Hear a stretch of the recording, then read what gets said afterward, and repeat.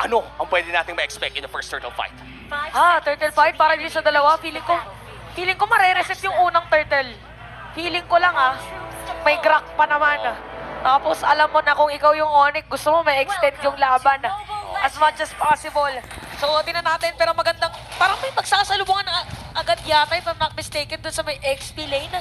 Kailangan talaga nilang bigyan agad si Flap TZ as much as possible. Pero ngayon din lang nakahawak si Kyrie ng magandang hero, no? The Guinevere already locked in for Kyrie. Pero mukhang si Kiboy ang una nilang bibigyan. Nandito lang din naman si Kyrie, talagang sinasabi na Rock ang and roll, Guinevere level kapag ka level 2, rock and roll na agad. Pero sabi ni Ogwen, di ko pa gustong sumount trip boss. Aalis muna ako. Kung nakulong doon si Flap, that could have been the first blood. Wala pa namang flicker yun. Naman yung ginagawa nila, nakakabatter pa nila, hinahatak yung green. So, pero kung ikaw yung jungle, pag nakita mo hinahatak yung green, silipin niya yan, silipin nyo. And again, napo-force out yung movements mula kay Sans, pati na kay Kiboy, and napi-free up yung map for the other heroes, for AP Bren. And AP Bren, right now, I feel like they are winning their laning phases. Lamang din naman ang 1-1 dito sa baba. Pero si Kiboy, may nag-aabang lang. Dito sa taas, si Kyrie bibigyan. Si Kyrie sinalubog dito ng dalawang players. Great. Sabi dito na AP Bren, hindi natin pwedeng bigyan si Kyrie ng pagkakataon na tumambay doon sa jungle natin. Oo, pero naparetry nga. Ika nga ni Midnight. Pero magkakaroon pa rin naman siya ng retribution for that first turtle fight. And sa baba, mukhang mainit ang bakbakan. Parang sa XP lane yung mga ganito. Pero gold lane na yung bakbakan ngayon na. Naka-Master Assassin yung 1-1, however, yung Art of Favorite stacks. Yung tapang din kasi ng Claude, minsan kailangan mo talaga tapangan yung 1-1 matchup. Kasi ang importante kasi dyan, makakuha ka ng max stacks with Art of Favorite. Kaso, Marco! Hinihintay niya yung cooldown ng Inspire. Kala niya, hindi enough yung damage yung nung Claude. Oh no! Ay! Super Markers alive! Parang muna tayo na AP Bren fan ng moment na yun. Ngayon yung sinasabi ko, yung tapang ng Claude. Minsan kaya mo talaga ipanalo yung matchup na yun. Basta super tapang mo and na-abuse mo yung Art of Favorite stacks. Kamunti ka na yun kung nagkataon lang na natamaan. Oo. Kahit isa ay mahihirapan talaga, pero ito na ang pagong. Sinisimulan ng dalawang kupunan ng Flap TZ. Gagamitin na nga Kyrie? dito ang kanyang Counteract Inferno. Tapos may pagpasok pa dito kay Kyle TZ. Ay! Mapupunta dito yung kanyang pagong. Tapos may iwan dito si Flap TZ. Flap TZ goes down. First blood mapupunta kay Boots. Pero mukhang susunod-sunod na nila si Ogwen. Kyle TZ ngayon ang bibigyan. At mukhang makukulong pa nga dito. Pero final slash. Meron pa nga 3 vengeance. At may reset pa nga. Si Kyrie ata ay mabibigyan. Pero naubusan ng mana si Ogwen. At mahihila siya pabalik. Si Sans kayo na mamamatay. Hindi pala tapos yung team fight doon sa may middle lane. Hindi pwedeng hindi kami makabawi. Grabe yung juggle na pinapakita ng AP Bren. Muntik lang mamatay si Kyrie. And Bolts did a fantastic job of just stopping Flap TZ on his tracks. Pero nakuha din ng AP Bren yung kanilang turtle. This does give an advantage towards their momentum and makaka-recover ng konti yung 1-1 sa may gold lane. Kasi again, he was forced to leave his lane. And in terms of XP, makakabawi naman siya versus the Claude. And mukhang ang tinitigdang laro talaga ng AP Bren dito ay mag-secure or safely secure those early objectives. Dahil mukhang gusto nilang sabayan yung mid-game power spike ng isang 1-1 dito. Oo nga kasi nakita nila yung potential kanina nung isang 1-1. So kaya naman kailangan na pigilan agad. Pero ang kinagandahan dito kay Super Marco, alam mo din na alam niya kung anong gagawin. As si Chewe dito ginamit na ang Blazing Duet. So kanina pa natin nakikita na ganito ang kalagayan na dito sa may bottom lane na kaya naman darating na rin ang ibang mga kakampi. Pero makakasalubong dito si Pew. Napakagandang pick-off na nagmula kay Kyrie. At dahil dyan, makakalamang ang Onyx ng bahagya. 2-1 ang ating kill score. Ang hirap talaga pag may Guinevere sa kabila. Yeah, and also Chewe feeling the momentum here in the gold lane. Lamang na siya versus the 1-1. And this is a very great matchup for Onyx to have kasi kapag hawak mo yung Claude, once makalabas ka sa laning stage away from the 1-1, medyo dumadali yung buhay mo kasi kailangan mo nalang isipin is yung pag-scale up mo. And yung pag-scaling nga ng isang 1-1 ay isa sa, actually not just for the 1-1, but also for the Claude, ay kailangan alagaan ng parehas na kupunan. And looking at the rotations, no, Sans? Si Sans, kung nagkamali lang din ng haltak, That's ay Netherrealm. nagkamali na rin ng Netherrealm. Uy, Sakto hata! meron pa dito pagong. Pero yung nga pala bait yata dito kay Kyrie, ginamit na dito ang Violent Requiem. Tapos Flap TZ is gonna be down. Ogwen ngayon ang target nila. Pero sa may bandang reset. pagong, marireset lang rin naman ni Kiboy. At mukhang kailangan na nga mag-clear muna ni Super Marco. Few low HP, no black shoes is available, pero mukhang nagamit na rin niya agad-agad. Ito na yung mechanical prowess ng Onyx. This is who they're known for, yung ability nila na mang-bait ng mga spells, and also their assassination capabilities with the tank support that they have. Kailangan talaga maging pasensyoso kapag Onyx ang kalaban mo. Hindi basta-basta ang pagbabato. Pero Kyle TC nahila papunta sa kamay ni Kiboy. Nandito na nga rin ang Spatial Migration Final Slash. Kay Kyle DC pa rin mapupunta dito yung paghota. Si Kyrie may ibit pa nila. Napaganda pag-kill para dito sa side na AP Bren. Tapos makakakuha din ng Nithe Wanderer. So AP Bren still holds the lead. But very minimal. And Luka Chewe sa may top lane. Pero middle lane pa lang ating focus kasi si Kiboy. Makapapalay my dito ni Black TC. Grabe si Gwen. Yung control na pinapakita nyo rito in the Arlot Roam. Where the Arlot Roam position, nagagalawan nila yung Onyx and Kyle TC again getting that retribution in versus Kyrie with the heavy spin and pinin pa niya doon sa pader katabi ng Onyx. Probably, sasabihin ko na ngayon, Ogwen is the best Arlot Roam in the world right now. At nakikita natin yan, 100% kill participation in this game at impactful ang lahat ng ginagawa niya. Gwen! Speaking of impact, dahil dyan, kinabahan si Sans para sa buhay Chewe, nga, pero nagkala si Chewe ginamit Chewe! ng Purify.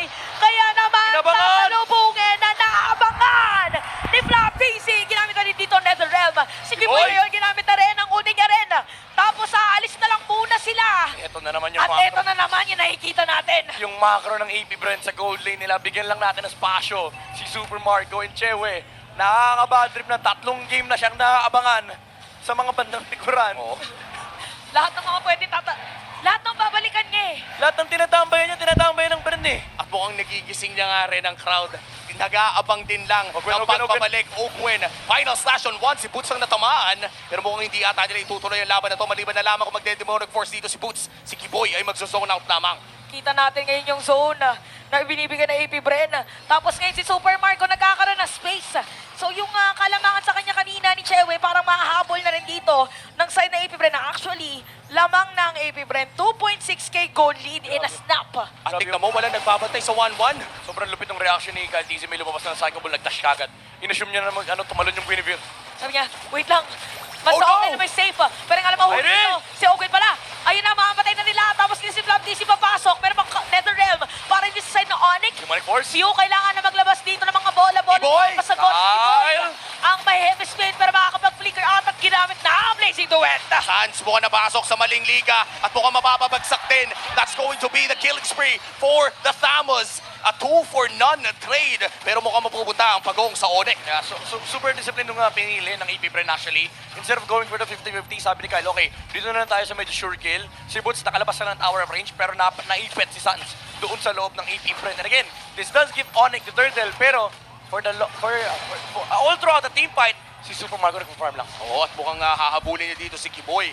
Kyrie threatening the spatial migration pero hindi niya gagamitin ito. Onyx, nakahabol naman ng bahagya. Yung 2K gold lead, naging 800 na lang. Grabe yung juggle na ginagawa ng dalawang teams, no? If ever na ikaw yung hindi pasensyoso, talagang mabibigyan, yung magiging damage na to the whole team is gonna be very detrimental kasi strength ng parehas is maghanap ng butas, maghanap ng mali sa isa't isa. At alam nyo yun, lahat ng nanonood, pag laging mali ang hinahanap, mahirap talaga. Mahirap talaga yan, Talaga bossy. mabubutasan. Kahit nga hindi in-game yan eh. Yung hugot mo, Shantel, narinig na Ay, namin hindi, yan hindi, eh. hindi. Yung hugot mo pang game 7 yun eh. Ayo. Game 7 yung ganyang Eh, hugot. wala eh. Grand Finals eh. Grand Finals na rin naman. 40 seconds bago lumabas ang pinakaunang lord ng larong ito, Kyle TC. Will be the one challenging Kyrie. Kyle, Oh, knock up, pero spatial Oh, niretry! Review, Shonan! Tapos dito makikita natin talagang iniibig nila si Kyrie kaya mahahabulin dito ng NetherRealm. Oh, no! Pero pag wild charge, grabe yung layer ng mga skills. Pero Outplay! Kyrie is down! Again, Kyrie is down! Kyle DC mamamatay lang din naman. May bawal dito ang Onyx. At grabe yung Marco! pinili with double kill niya! Marco! At Nakalibad! nalibad na rin si Super Marco pero Atras tatlo lang ang ay! damage niya! At hindi nata magiging sapat yun dahil sa Ogun ay babagsak na rin. And this might just be a wipeout. Onyx wipes out AP Bren! Double kill para dito kay Sans. At wipeout ka!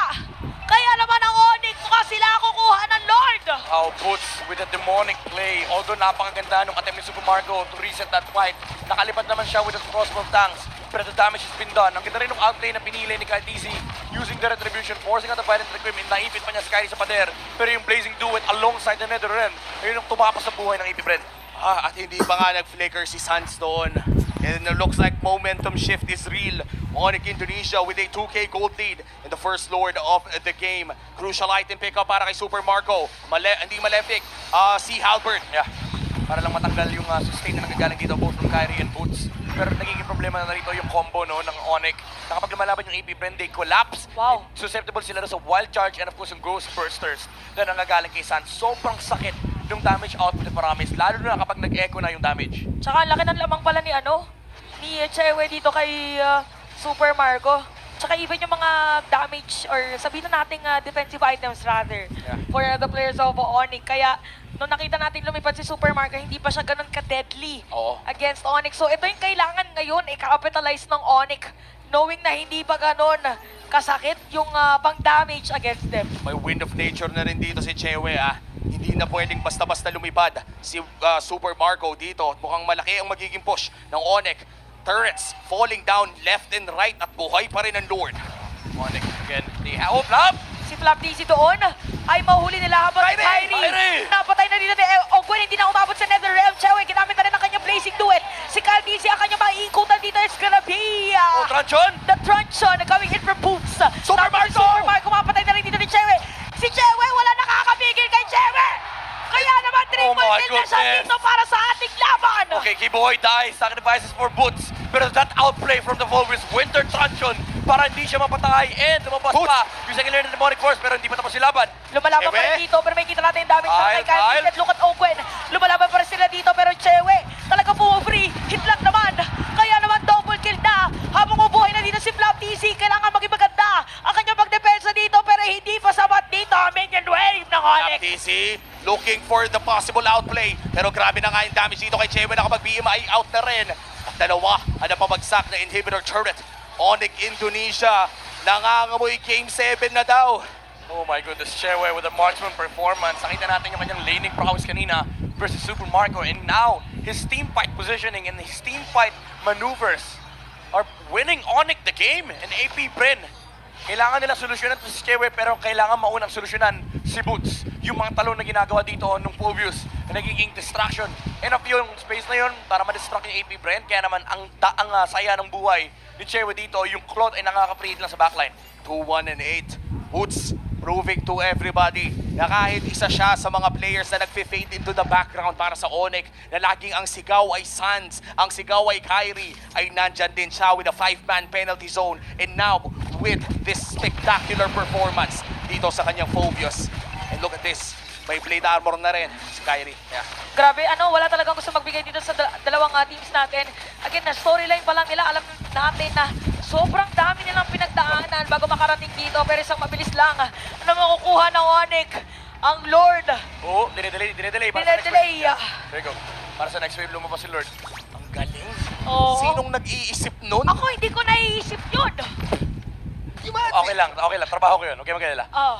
Trabaho ko yung isipin. Oh, pero in moment, Kasi inintindi nila yung next wave para at least ma-double wave yung mid. Tapos triple wave yung papasok. So essentially, AP Bren has to deal with a ton of minion waves actually. tapos binibilang pa nila.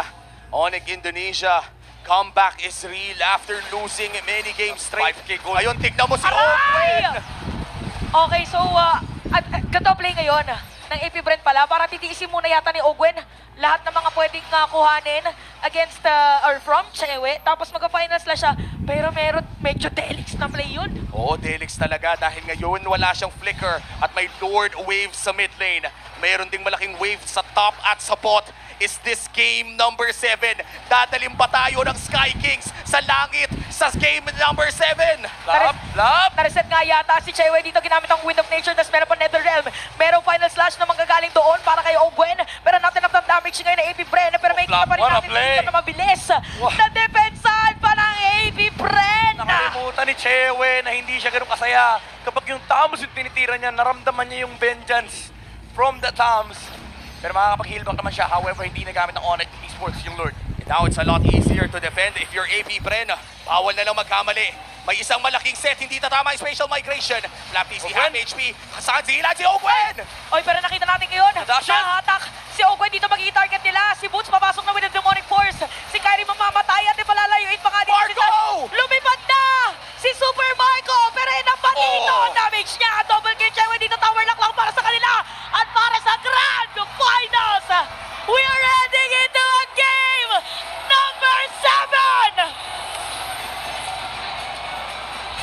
First in M Series history